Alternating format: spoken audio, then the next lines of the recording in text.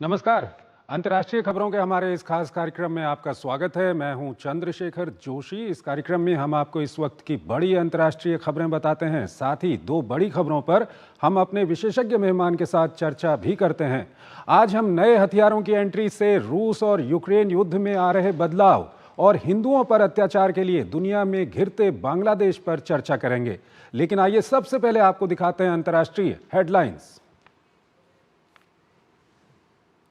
रूस का यूक्रेन के ऊर्जा संयंत्रों पर बड़ा हवाई हमला। मध्य, पश्चिम और दक्षिण भागों की विद्युत आपूर्ति ठप। 10 लाख से ज्यादा लोग प्रभावित। रूस के राष्ट्रपति पुतिन ने दी हाइपरसोनिक ओरेशनिक मिसाइल दागने की धमकी।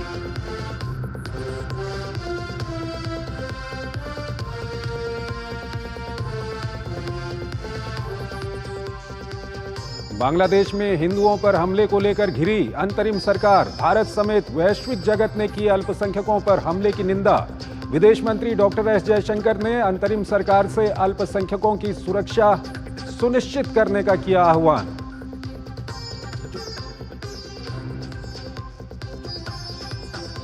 लेबनान के साथ संघर्ष विराम के बाद इजराइल ने गाजा में हमले किए तेज। उत्तर और दक्षिण क्षेत्रों में बढ़ रहे हैं आईडीएफ के टैंक। संयुक्त राष्ट्र ने गाजा में दी अकाल की चेतावनी। कहा 20 लाख से अधिक लोगों पर भोजन और पेयजल का संकट।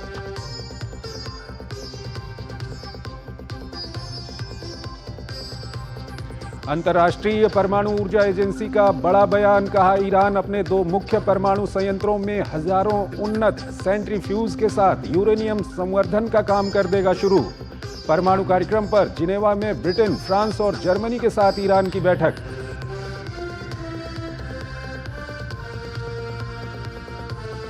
बेजिंग की एक अदालत ने पत्रकार डोंग यूयू को जासूसी के आरोप में 7 साल की जेल की सजा सुनाई। डोंग यूयू पर एक जापानी राजनयिक के साथ लंच करने पर लगाए थे जासूसी के आरोप।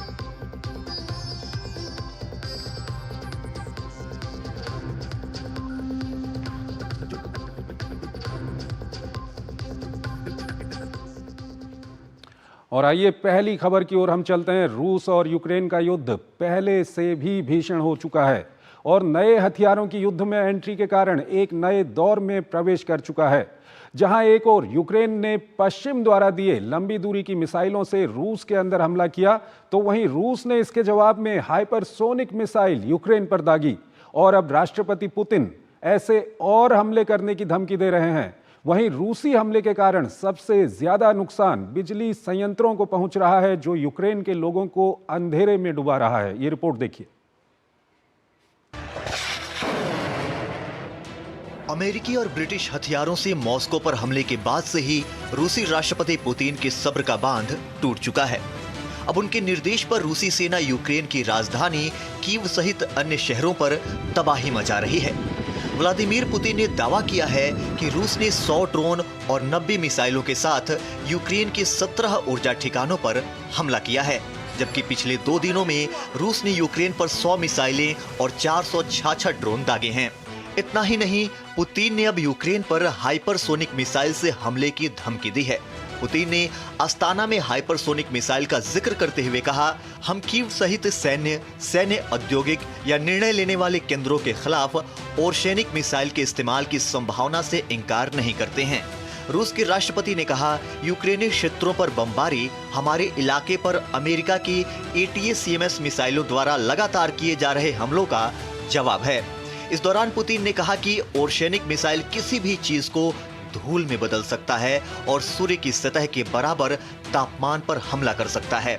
वहीं यूक्रेनी राष्ट्रपति वोलोडिमीर ज़ेलेंस्की ने हमलों को लेकर चिंता जाहिर की है। इससे पहले उन्होंने नाटो महासचिव मार्क रट, ब्रिटिश प्रधानमंत्री कीर स्टारमर और जर्मन चांसलर ओलाफ शॉल्ज सहित पश्चिमी नेताओं से मदद की गुहार लगाई है। इस बीच गुरुवार को रूस ने यूक्रेन के एनर्जी इंफ्रास्ट्रक्चर पर बड़ा हमला कर दिया। रूस ने कहर बरपाते हुए 200 मिसाइलें और ड्रोन दागे, जिससे 10 लाख से अधिक घरों की बिजली गुल हो गई। देश की आधी से ज्यादा विद्युत क्षमता नष्ट हो चुकी है। वहीं यूक्रेनी अधिकारियों ने बताया कि 2 सप्ताह से भी कम समय में यूक्रेन के पावर ग्रिड पर रूस के दूसरे बड़े हवाई हमले ने इस आशंका को और बढ़ा दिया है कि रूस का उद्देश्य ठंड के मौसम से पहले देश की बिजली उत्पादन क्षमता को कम करना है। पूरे देश में बिजली को लेकर इमरजेंसी लागू कर दी गई है। बता दें कि 2 साल से ज्यादा वक्त से यूक्रेन रूस के साथ युद्ध की आग में जल रहा है। इस दौरान उसे काफी नुकसान झेलने पड़े हैं। हालांकि अपने सहयोगी देशों की मदद से वो रूस जैसे ताकतवर देश के सामने अभी भी टिका हुआ है।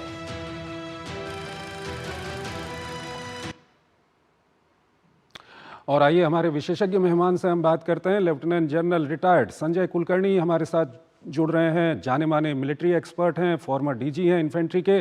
कुलकर्णी साहब, बहुत बहुत स्वागत है आपका हमारे इस खास कार्यक्रम में। आपसे सबसे पहला सवाल हम ये जानना चाहेंगे कि रूस और यूक्रेन का जो युद्ध है उसमें एक नया मोड़ आया है।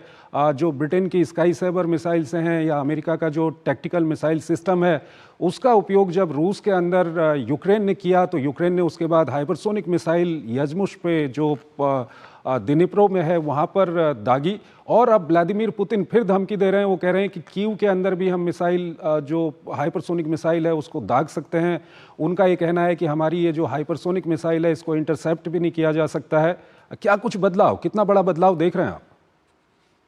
चंद्रशेखर जी, बहुत बहुत धन्यवाद। ये बदलाव है, इसमें कोई शक नहीं। और ये बदलाव इसलिए भी है क्योंकि ट्रंप के आने के लिए तकरीबन 51 दिन हैं और उनके होते हुए पहले टर्म में भी इस बात की वो कहते रहते थे कि रूस के पास हाइपरसोनिक मिसाइल्स हैं।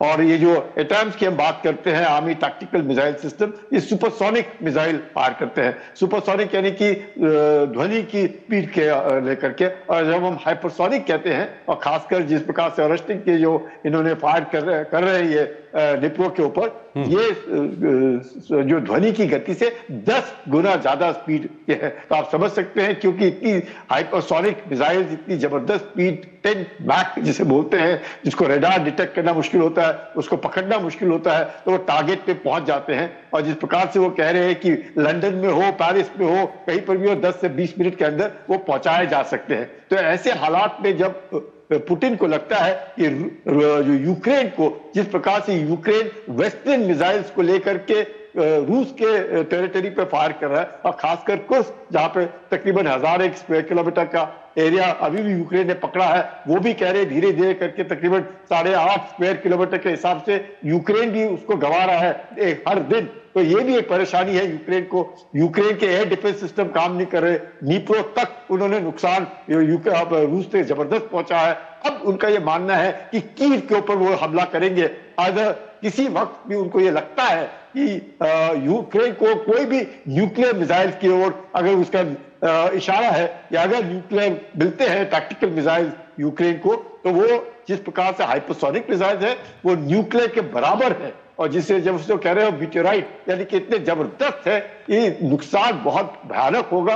तो ये पुतिन का मानना है कि कम से कम ये जो 51 दिन है, जिसको उन्हें भी लगता है, विश्व को भी लगता है कि ट्रंप के आने के बाद, ट्रंप ने भी जिस प्रकार से एक लेफ्टिनेंट जनरल रिटायर्ड केलॉग को लगाया है कि रूस और यूक्रेन के मध्यस्थता करके किस प्रकार से इस लड़ाई को रोका जा सकता है, सीज फायर ला जा सकता है, और हर कोई अपना पोजिशनिंग कर रहा है। यूक्रेन चाहता है कि वो कुर्स्क ना हारे, और रूस चाहता है कि वो कुर्स्क वापस ले, और डोनेट्स रीजन जितना ज्यादा ले सकता है वो ले, जिससे बार्गेनिंग टेबल के ऊपर कम से कम रूस का पलड़ा भारी रहे। और अब लगने लगा है, मुझे ऐसे लगता है कि यूक्रेन को लग रहा है कि धीरे धीरे करके वो उनकी जो क्षमता है वो उसमें खामी आ रही है। वेस्टर्न लोगों का जो $725 मिलियन का एड देने के लिए यूएस तैयार है, पर जब तक वो एड आएगा और जब तक कार्रवाई होगी, मुझे लगता है देर हो चुकी होगी, और ट्रंप तब तक संभाल लेंगे। और मुझे लगता है कि मध्यस्थता करके इस युद्ध को समाप्त करना वो बहुत बड़ी जरूरत है, बहुत बड़ी जरूरत है। इसलिए पुतिन भी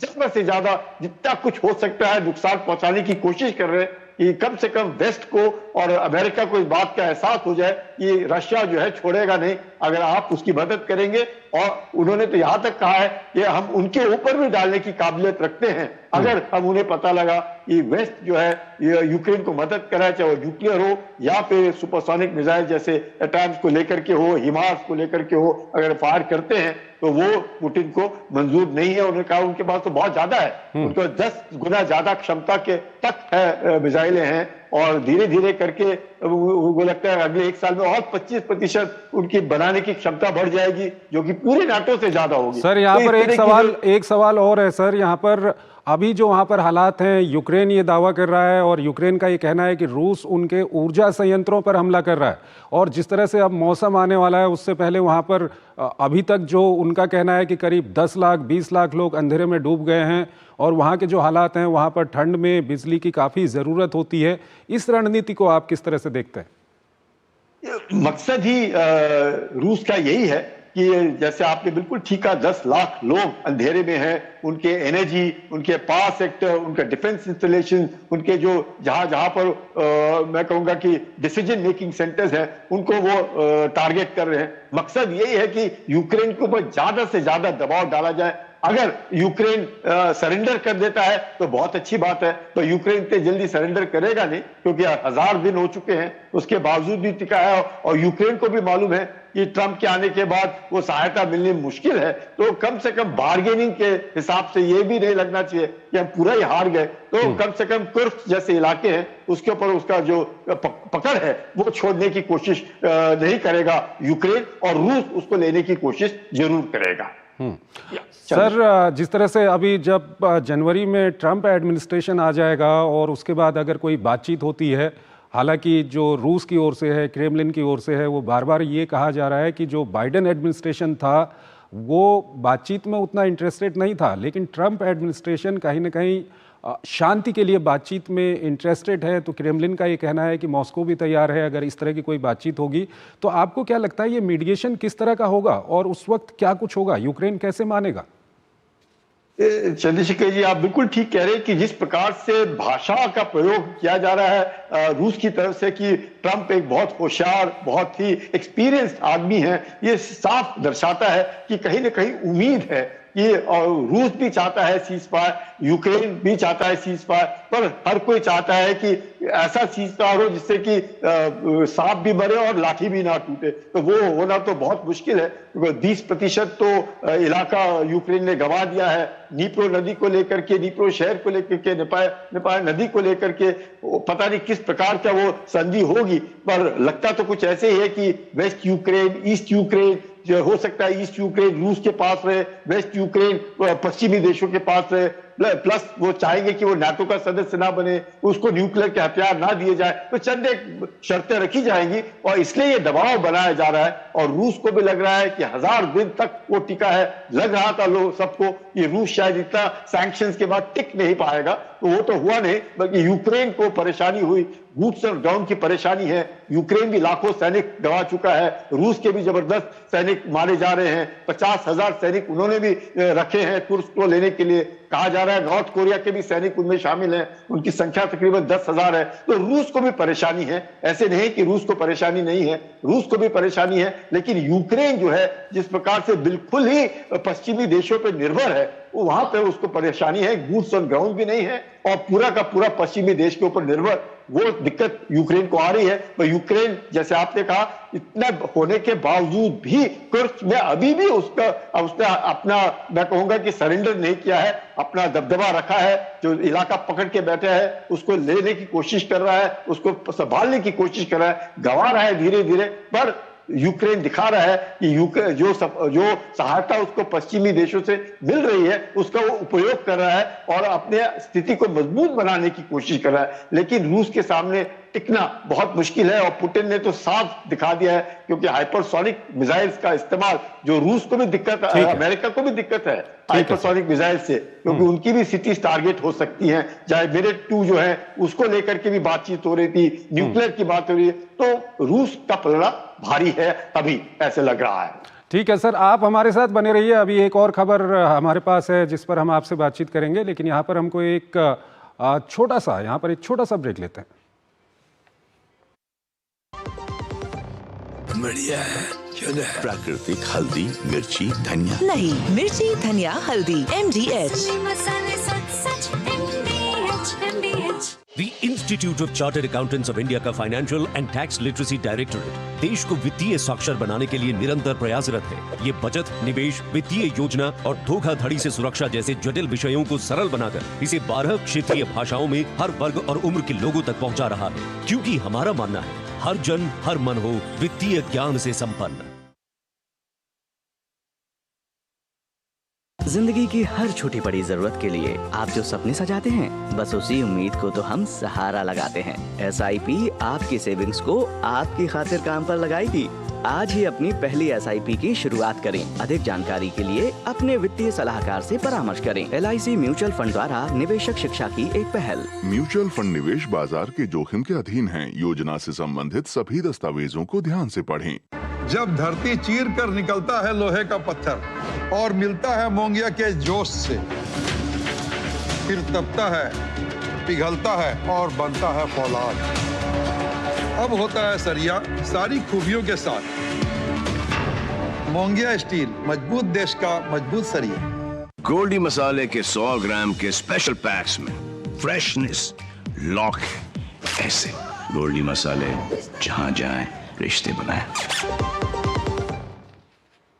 स्वागत है आपका ब्रेक के बाद। बांग्लादेश की अंतरिम सरकार अब घिरते हुए नजर आ रही है। पूरी दुनिया में विरोध प्रदर्शन हो रहे हैं और बांग्लादेशी सरकार से हिंदुओं और अल्पसंख्यकों की सुरक्षा की मांग की जा रही है। भारत के विदेश मंत्री S जयशंकर ने भी संसद में बताया कि बांग्लादेश में हिंदुओं पर हमले को भारत सरकार ने गंभीरता से लिया है और बांग्लादेश सरकार से बात की है। वहीं अमेरिका में धार्मिक स्वतंत्रता के शीर्ष संगठन के पूर्व आयुक्त ने भी बांग्लादेश में हिंदू समुदाय पर हो रहे अत्याचार को लेकर दुनिया, खासकर पश्चिमी देशों की चुप्पी पर सवाल उठाए हैं। ये रिपोर्ट देखिए। इस साल अगस्त में प्रधानमंत्री शेख हसीना के अपदस्थ होने के बाद बांग्लादेश में अल्पसंख्यकों, खासकर हिंदुओं को निशाना बनाया जा रहा है। हालात इतने बदतर हो चुके हैं कि भारत समेत पूरी दुनिया आज अंतरिम सरकार से अल्पसंख्यकों की सुरक्षा का आह्वान कर रही है। बांग्लादेश में हिंदुओं के खिलाफ हिंसा पर विदेश मंत्री डॉक्टर S जयशंकर ने लोकसभा में लिखित जवाब में बताया कि बांग्लादेश में हिंदुओं पर हमले को केंद्र सरकार ने गंभीरता से लिया है और बांग्लादेश सरकार से अपनी चिंताओं को साझा किया है। बांग्लादेश में अल्पसंख्यकों की सुरक्षा की प्राथमिक जिम्मेदारी बांग्लादेश सरकार की है और भारतीय उच्चायोग बांग्लादेश में अल्पसंख्यकों से संबंधित स्थिति पर बारीकी से नजर रख रहा है। उधर विदेश मंत्रालय ने बांग्लादेश की स्थिति पर चिंता जताई है। India has consistently and strongly raised with the Bangladesh government the threats and targeted attacks on Hindus and other minorities. Our position on the matter is very clear. The interim government must live up to its responsibility of protecting all minorities. वहीं बांग्लादेश में हिंदुओं के खिलाफ जारी हिंसा को लेकर दुनिया भर में निंदा का माहौल बना हुआ है। भारत समेत कई देशों में हिंदुओं और अल्पसंख्यकों की सुरक्षा को लेकर प्रदर्शन हो रहे हैं। इसी क्रम में अमेरिका में धार्मिक स्वतंत्रता के शीर्ष संगठन USCIRF के पूर्व आयुक्त जॉनी मूरे ने बांग्लादेश की मोहम्मद यूनुस सरकार की भी आलोचना की और कहा कि जब मोहम्मद यूनुस बांग्लादेश की अंतरिम सरकार के प्रमुख बने तो उन्होंने लोकतंत्र को लेकर बड़े बड़े दावे किए थे, कानून के शासन और मूल्यों की बात की थी। लेकिन अब न सिर्फ बांग्लादेश में हिंदू अल्पसंख्यकों बल्कि पूरे देश के अस्तित्व को खतरा है। इसी कड़ी में बांग्लादेश में हिंदुओं पर हो रहे अत्याचार की गूंज ब्रिटेन की संसद में भी सुनाई दी। ब्रिटेन की संसद में कंजर्वेटिव सांसद बॉब ब्लैकमैन ने बांग्लादेश में हिंदुओं के खिलाफ जारी हिंसा का मुद्दा उठाया। इस दौरान उन्होंने कहा कि बांग्लादेश में हिंदुओं के घर और मंदिरों को निशाना बनाया जा रहा है, वहां पर धार्मिक अल्पसंख्यकों को सताया जा रहा है। इस्कॉन पर प्रतिबंध लगाने की कोशिश की जा रही है। इस बीच बांग्लादेश के वित्तीय अधिकारियों ने इस्कॉन से जुड़े 17 लोगों के बैंक खातों पर 1 महीने के लिए रोक लगा दी है। इसमें चिन्मय कृष्ण दास का खाता भी शामिल है।